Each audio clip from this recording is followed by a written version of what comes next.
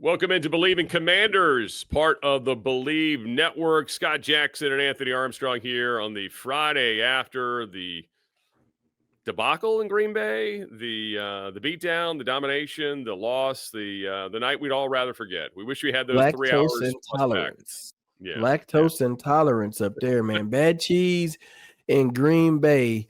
That brie was spoiled. That was a rough game. I was actually going back and looking at some of the tape. I didn't get to catch like the first couple of drives, so I'm going back and I'm looking and I'm like, just from the jump, it just was not exciting. It was not a lot of good things going on. Micah Parsons had a day. It was a showcase on that side of things, but we'll dig deeper into that as we get going. But overall, not the performance I wanted, not the performance we expected. And then to have some injuries on top of that, pretty significant injuries, that's just like a sucker punch when you add that into the mix. Well, let's start with this. I mean, look, give Green Bay their credit. They had a great plan for the Commanders. Micah Parsons, we talked about, said been a game wrecker against them now on 3 occasions with Jayden Daniels, not counting the other games prior to that, when he was in Dallas. But the 3 games with Jayden Daniels in the field, he's been a real issue for them. But I don't know about you, but I kind of hated the Commanders' approach on offense. I felt like they gave up on the run for whatever reason. And this, despite the dominance on the stats, I mean, this was within reach until, the latter part of the fourth quarter, right? I mean, they were just like a score out every, and it just like, it felt like Cliff Kingsbury just, I don't know, he panicked, and Bill actually looked pretty good when he ran the ball, but he got 4 carries. It just was baffling to me. I always thought, Anthony, correct me if I'm wrong, you want to slow down pass rushers, run at them, bully them. But they didn't do that much. It was kind of strange because I think for all the knowledge in that building on Micah Parsons and that style, it didn't come off that way at all in the field. It didn't look like, from an X's and O standpoint, we knew anything about that team. I was expecting them to come out and run right there, right at one, find him and just go that way and just let them know that's the type of tone that you want to set. And I was watching some of the first few plays. I only focused on the passing plays because I was watching Jayden and how he was operating.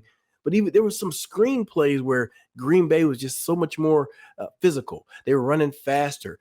On one screen to Deebo Samuel, the DB got off the block from Noah Brown. Then he got off the block from Zach Ertz and then made the tackle on Deebo. I'm like, come on, fellas. That's not the way that you can show up. So the best part that you get to flush it.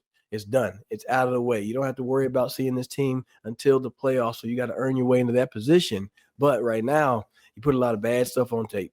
There's a lot of bad stuff on tape. You got to get it cleaned up. And fortunately, you have a good bit of time before you have to play the Raiders coming up next Sunday. Yeah, and then from a defensive standpoint, I felt like they didn't try to hurry Jordan Love until later in the game. They did a good job blitzing later in the game and getting him off his spots. I mean, they had some stands. I mean, overall, they bent but didn't break, for a lot of this football game, and kept the offense in it.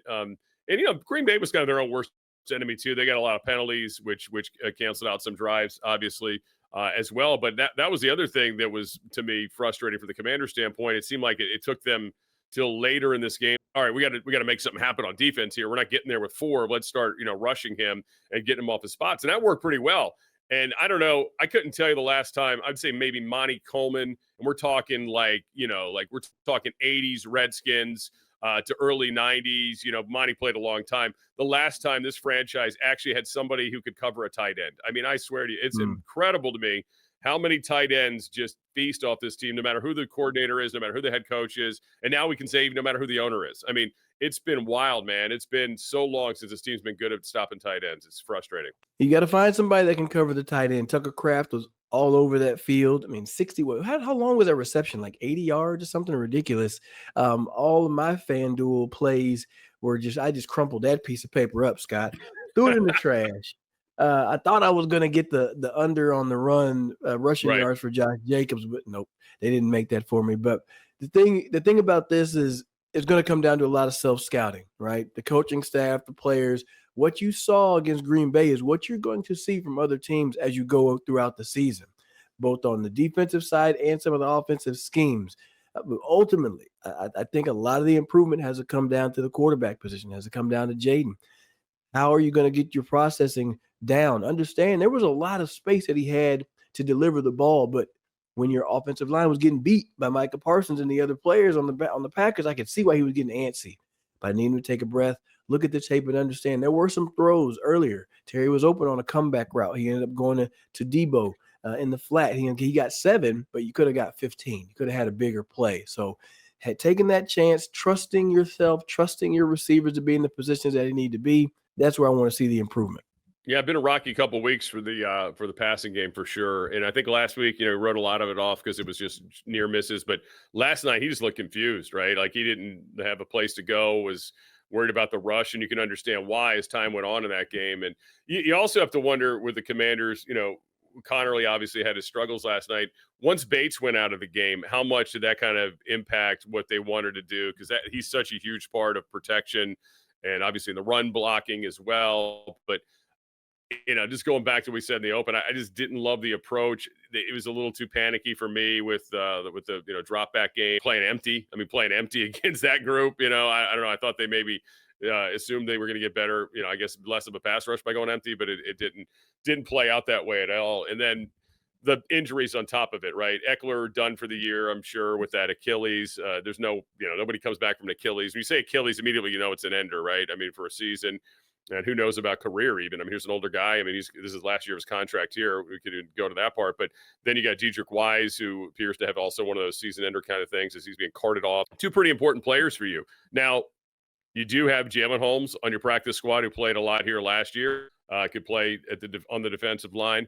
And you do have Chris Rodriguez, of course, who's been on the active roster, has not been in games so far in the first 2 weeks. But he's a different kind of back. Nobody can replicate Eckler.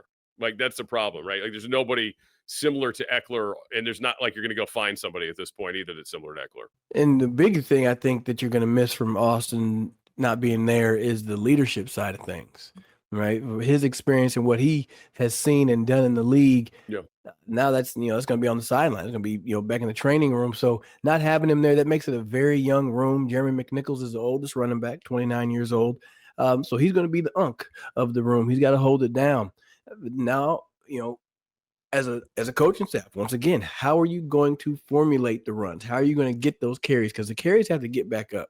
19 total carries or whatever it was last game is not to 42 passes. That ain't going to cut it. That can't be the way that you operate this offense. That's not the ratio Career that they had Jayden, last year, So whenever and then also, Jayden was at 7 carries too. So they limited him as well. So how are you going to figure it out? How are you going to formulate more runs? Is it with jet sweeps with Jalen Lane? Is it more reverses, putting Debo in the backfield? You're going to have to get creative. And the biggest thing that I'm looking for, Scott, I'm looking for them to create some home run plays, like draw up some home run plays based off of the tape that you've studied. Last night, and I know short weeks, you kind of limited on what you can do game plan wise. But this isn't an offense where they're going to be able to run their base stuff and then just go down there and just drive down the field and score. People are able to limit you in what you're doing. You're going to have to take some shots. You're going to have to try to throw the ball downfield and just put it into the defense's mind that you're willing to do it. And that way they'll back up a little bit and they'll give you a chance to actually run your offense and get a little bit more creative. Wasn't a lot of shot plays this game. Obviously, I think maybe 1 or 2, and then obviously none, or 1, I should say, in the last game, and it also didn't work. But yeah, it's been interesting that they have not really, as you say, created those plays. Last night it looked like guys were having a hard time getting open. And then that goes to the whole point. How can scheme your guys open, right? It just didn't seem like they could get many of those plays there last night. And again, just I thought basic, 050 football, was, hey, you got a guy who likes to rush the passer, run at him. And that's what teams have done successfully. That's what Green Bay did successfully to run the Cowboys out of the playoffs a couple seasons ago. 49ers did it to the Cowboys. I mean, when Dan Quinn was there. I mean, he should know the formula to beat that defense. And the Green Bay defense is a little bit different, but he knows how that player plays.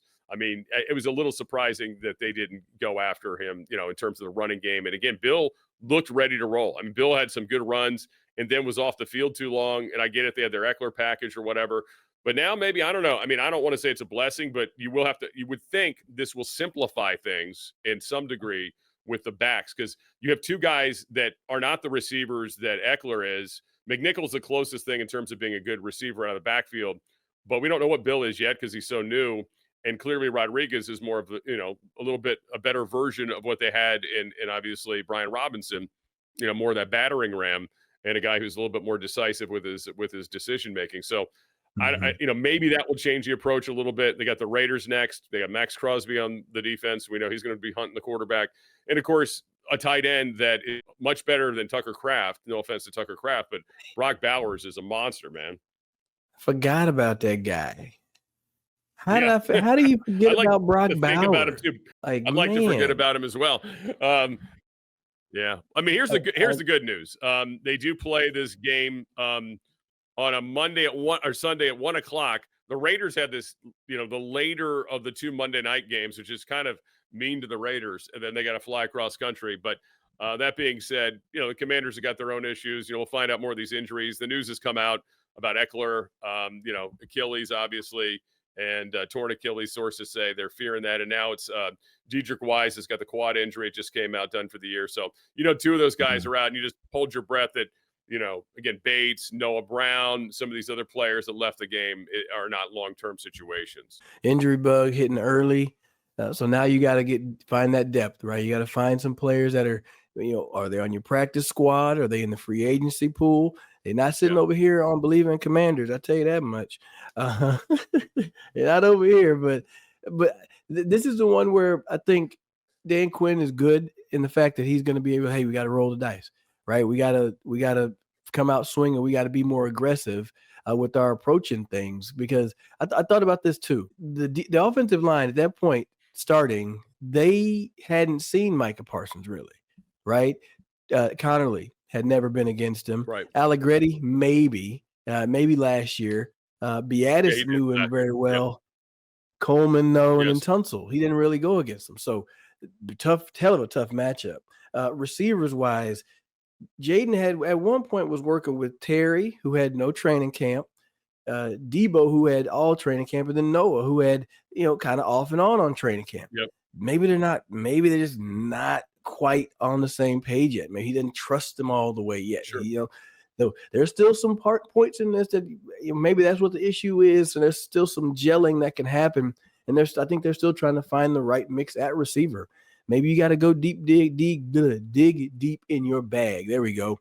Go and holler at the young rookie. Get Jalen Lane out there. I think they got to find a way to just force some ball downfield. Just throw it. Just throw it downfield one time. That's all. Just let them know you're willing to do that. You saw last night. Even if it's a last night, you mentioned Brown. I mean, he had a big drop early in the game, the 3rd and 9. I mean, that's a first down. That drive continues in Packer territory instead. They have to attempt the field goal.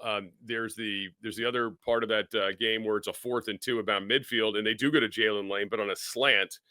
Terry, I don't even think was on the field at that time. I think it was McCaffrey, Lane, and Debo and Ertz, and I'm like, man, you're going to the rookie. That takes some guts. Maybe that's where the read takes you, but I don't know. I'm giving Ertz a chance, man, for 2 yards or 3 yards or whatever the hell it was, 4 yards. I'm giving Ertz that shot, but that was just some weird decisions. And look, Jayden's definitely not been himself these first 2 weeks. I think we can all see that, and how much of that is on Cliff, how much is that on him, or the lack of work together, whatever it may be. All we know is they've got to figure it out. And we got to see if these guys can pull through it. But they just don't look very fast on the field, right? I mean, you look at like how fast that Green Bay defense was. Losing to Zacchaeus, he was a fast guy. Diami was a fast guy. I don't know if they've really replaced that with Debo. He's a different kind of player, obviously. I like what he brings to them, but where's the speed coming from? And I thought that's what Lane would bring, but they just haven't really incorporated him at this point enough to kind of see how that's all going to mesh. Well, the thing about the speed is that you have to run routes long enough to let the speed build up and let it happen. You don't get to see the speed when you're running quick game 5-yard outs and hitches and, spacing and things that are conceptually really good, easy to operate football plays. And I know why Cliff is calling them. He's doing this to get Jayden in a rhythm, finally just drop back and deliver a couple of easy ones. Let's get ourselves in a good, manageable 3rd down. But that's not what's happening right now. I think you do, Seth said it earlier, be a little bit more aggressive, dial some things up, especially if you're going with that slower tempo that they did. And I do think running that bit super fast, no huddle offense, going on that short week, maybe that landed him to have some heavy legs. I saw a couple of reps out there where guys looked a little slow, and you can see Jayden is trying to wait And he's like, oh, just get to the. He's like, I can't wait long. I can't wait any longer. And frankly, he was a little early in aborting from some of those reads, but I get it. You got Micah Parsons over there that's on your head. So all of that coming together, I think you're gonna have somebody step up as the leader in the locker room is gonna say, hey, look, let's raise the standard of how we're gonna operate. Let's look back at what we did. Let's fix this and find a way to move forward and try to stack some wins. Defensively, again, they are actually keeping them in the game despite not only 14-3 at halftime was pretty incredible. The end of half, was weird. They seemed to be very passive. They left 3 timeouts in the holster as they were trying to set up a field goal. And, and then they ended up missing it. And still Green Bay gets a shot at their own field goal, which they missed as well. It was kind of a sloppy end of the first half by the offense in that regard. But I was thinking about the defense. It really looked like early on, I don't know if these were just where the reads were taken, Jordan Love, but, they were going after Lattimore. I mean, there was no fear in throwing at number 2, and it was working pretty well for them. He got called for a couple holds. One of them was pretty questionable, I would say. And then I think the guy pushed off him on that deep shot that was a great catch on the sideline. But, Amos came up. Amos made a big play, obviously, in that first drive to end then things, and then later on, it was just – sometimes guys are running just wide open. Yeah, I saw there was some. a lot of, I don't know if it was a communication issue or what was going on in the secondary, but like I said, I just thought frustrating to watch the defense, and although they did at least keep the damages down for a lot of that football game. That is true. They kept you within striking distance, which is all you can ask for, right? It's all you can ask for. It's like, just give us a chance. But you hope somebody's able to swing back. Yep. Secondary wise, one thing I noticed was that LaFleur does a great job of getting his team in motion and then running their routes with that motion continuing they go across and they run the speed out from there, and you have DBs chasing. So that doesn't work to somebody's benefit whenever the person has a head start when they're running this route. Now, back in my olden days, Scott, I played in arena ball, and you used to take those long looping motions around, and you could pick up speed and change your angle of departure. And DBs really aren't able to, follow you. They had to just kind of catch you where you are. So that can be difficult, right? And that can be difficult. Once again, short week. Did you get a good chance to work at that? Was the scout team really giving you a good look at how that feels in full speed? Probably not. All right. So once again, the team was saying after this, sometimes you just get your butt beat. Sometimes you get your butt beat. You got to lick your wounds and say, hey, we can't let it happen again. And I'm going to look at the tape. I'm going to go back and continue my film study. I'm going to look at Lattimore. I'm going to see what reps he had and how they really went down. Cause I know he does get a little handsy at times, but I still think he's a solid player in the league.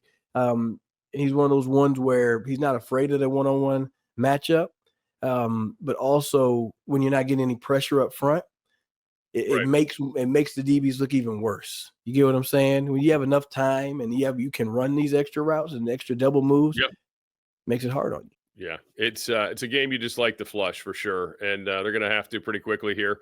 And again, big picture, they still got a lot of football play, but the injuries are certainly a concern. We just see what the Raiders have to bring in store, but you just got to get to that one now. And whatever these things are that are ailing them, is it just the lack of work together? Is it that I don't want to get into this whole has the league figured them out? I think it's a little early for that conversation, because I think, again, they had all of last year to figure them out, and they didn't do it for 20 games or whatever, right? I mean, it took 20 games. I can't imagine just suddenly, oh, yeah, everything's solved. We've got it. It's easy to say, hey, everybody just run the Packers defense. Well, not everybody has the Packers personnel. Not everybody has Micah Parsons. I mean, give me a break. It's not going to be that simple. But, the more of this tape you put out there and you show, hey, we're really struggling with zone defenses. Yeah, I mean, it stands to reason that more teams are probably going to try to throw that at you and see if they can also crush you up. You're 100% correct with the figuring out on the go last year was their benefit, because they could stay a little bit ahead of everybody. Now people are studying those 20 games and they're coming up with just that one thing for this game, right? Teams are studying just for this one game. How do you stop Jayden Daniels? So, hey, develop your counterpunch, right? We develop a counterpunch. You got to bob when they weave, zig when they zag, that type of vibe. Just develop a counterpunch. And I think come out there being the aggressor, right? I think that's where the switch up is. Come out and be the aggressor, because the last 2 games you've tried to be, pretty with it. Like, I'm just going to tear you up surgically. Come out that thing and just first punch swinging, right? First pitch swinging. Why not? play action, take a shot. Change up the way that people are going to. If you're going to be physical and you want to run that sucker, I get that part, but you also need to take some shots and show the team, show the defense that you're not going to let them determine how you're going to let this game go. It again, long, good to have a long week, but it's tough when you're dealing with a loss because it's going to feel like forever, right? For those guys, I mean, you've lived that life when you have the extra time, and if you lose that game before a break, it probably feels a hell of a lot worse. That time off is less enjoyable as you're trying to heal and get ready. But yeah, I think there is something to be said for the advantage the Packers had last night with the short week being at home. But I also just think they looked a heck of a lot more like they had a better plan clearly than the Commanders did. So I don't want to like just blow it off and say, oh, is this because it was a short week? Because I think the Packers, they've shown us in 2 weeks, they've held two of the most explosive offenses last year to next to nothing. I mean, again, if you watch the game, this game was not nearly as close as the final score shows. I mean, they were pretty much, just holding them back all night at arm's distance, like, the big brother holding little brother back, with his hand and he's trying to swing and he can't reach. It was a little bit of that going on for most of this. Come on, man. Let me at him. Come on, man. Like one of those right there. Yeah, I see. Now I'm visualizing it, Scott. Yeah. That's even worse. Little brother, I know what that felt like. Yeah, that's even worse. Oh my gosh. I know this much. This is always good to chop it up. I don't like having to digest and break down the losses, but we do. We have to do it as part of the job. Y'all listening, make sure you like, comment, subscribe so you can stay notified with us on the show for the rest of the year and the rest of the season and any of the updated upcoming episodes that we have. Me and Scott Jackson over here on Believe in Commanders. Y'all be good, stay safe. Talk to you on the next one.